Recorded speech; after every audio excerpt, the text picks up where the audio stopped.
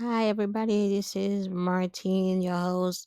This is from Real Talk, Real Purpose. I promised that I was gonna call, do another video to let you guys know what was going on. It is a lot going on. With my ex, we after the biopsy, we find out that he has what is called a plastic anemia, which is a autoimmune disease that attacks where your body attacks itself. So his bone marrow is not being produced, is not producing any of his cells. So he's needing transfusions all the time. So I just finally, after screaming and yelling and fighting with the hospital where he was recently, he just got transferred to Yale Hospital in New Haven, Connecticut. So hopefully, they have a good hematology department. Hopefully, they'll be able to take care of him. Um, it's a lot. So I just found out from the doctor that even though he already had a biopsy, they may need another one just to confirm whatever the other lab have said. Um, It's like I feel like all drained. I feel aches and pains all over my body. Those who may not know, this is my ex-husband who has been staying with me and our children. Um, we were adults. We co-parent, and he co-parented one my son. I co-parented one of his son. Then we have three children together. Before I got remarried, and we have been adults. There was no animosity between him and I. There's no animosity between him and my current husband, who, you know, actually helps me a lot with him, take him to the hospital, takes him to the store to get his groceries, take him to his appointment, so in which I'm very grateful that I have a man that is not narrow minded or petty because as grown ups we need to behave differently especially when you reach a certain age. um I always ask God to give me strength because in all my years I've never had any problems. I've never had anybody sick in the hospital except for my mother, who was in the hospital very briefly. By the time we found out she was sick, she was already gone. So it was like one of those wham bam kind of thing. We didn't even have time to think and process anything. It just was all over the place. But with him, he recently, found out that he was going blind in both eyes. By the time that was happening, he's been a diabetic for many years, and then he had kidney failure. Then he has CHF. It's been one thing after another, one thing after another. And I believe that I am being tested, my faith's being tested, my devotion's being tested, um, my surrendering is being tested, because you can't say you have faith if you doubt. You can say you surrender when you're still trying to control. I have to, still wake up and still move around and do what I have to do, because those things are out of my control, because I'm not supposed to be in control. God is supposed to be in control. And when He is in control, you have to let Him do His job. You have to let Him take the wheel. So people are asking me, how come you're going to work? So, well, I can't stay home and lay down in bed and not pay my bills. Life still go on. You still have to get up and do what you have to do. And this is the surrendering part. There's nothing I can do to help him. The doctor can only do whatever God allowed them to do, and it's gonna be whatever he decides, and that's that. We try our best to be in control of things. That every time we do, he just laugh because we are not in control of anything. Last Sunday was my birthday, which I completely forgot about, because with everything else that was going on. And then someone says, "Are you going to church?" And I'm putting the notes, on my phone to remind me to get up to go to church. And then that's when I realized, I'm like, oh shoot, it's my birthday. So just to say, it was just another day. The day came and the day went, and the world didn't stop spinning. Nothing changed, nothing new. And it was just that. We put a lot of pressure in those things. We worry about a lot of things.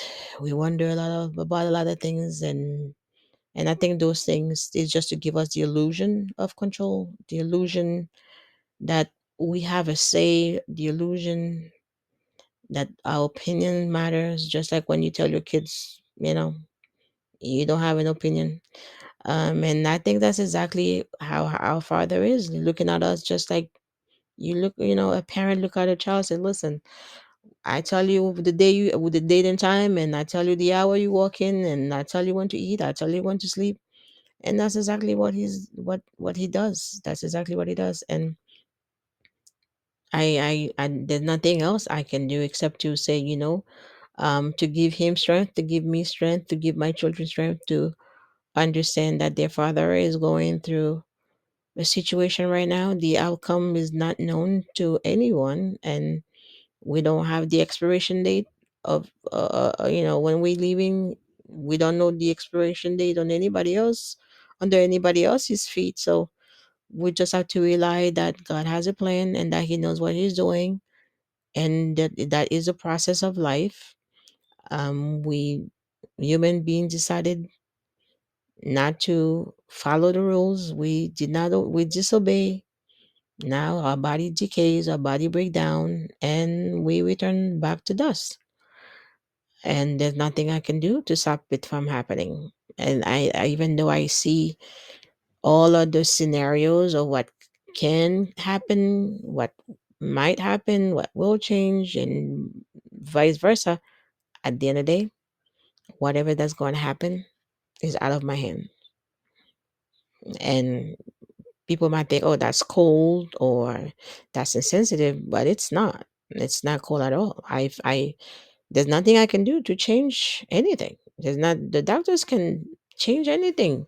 You can give you medication, which can give you more problems. So at the end of the day, the miracle, him recovering, all of that is have to do with the one person who's in charge of it all, and I have to leave it up to God. I just have to ask him to give me strength to accept his will. I just have to ask him strength for my children to be able, to stand by their father and help him, deal with whatever the outcome's going to be, and to remind him that he is loved by us all, by us all, and that he is loved by God, and he is going to hold his hand. He's going to have his back to go, through all the trials and tribulation, he's going to face. And for us to help him accept God's will. There's not much you can do. The more we try to hold on to things, and the harder it is for us to deal with life. We are not meant to be in control. We are not meant to to be in charge. He is in charge.